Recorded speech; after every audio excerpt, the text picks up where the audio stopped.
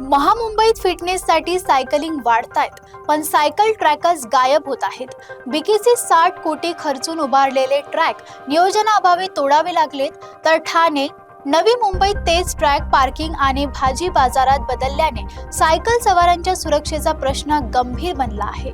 महामुंबई परिसरात फिटनेसकडे वाढता कल पाहायला मिळत असून सायकल चालवणाऱ्यांची संख्या झपाट्याने वाढतीये. मात्र त्यांच्या सुरक्षिततेसाठी आवश्यक असलेले सायकल ट्रकच अपुरे आणि निष्क्रिय ठरत असल्याचं चित्र समोर आलंय.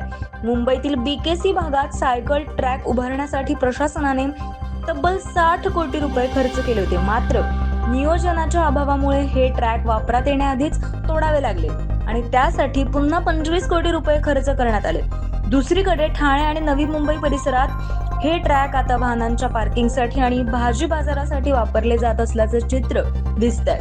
या संपूर्ण प्रकारामुळे सायकल स्वारांच्या सुरक्षिततेचा प्रश्न आता ऐरणीवर आला असून प्रशासनाच्या नियोजनावर प्रश्नचिन्ह उपस्थित केलं जात आहे.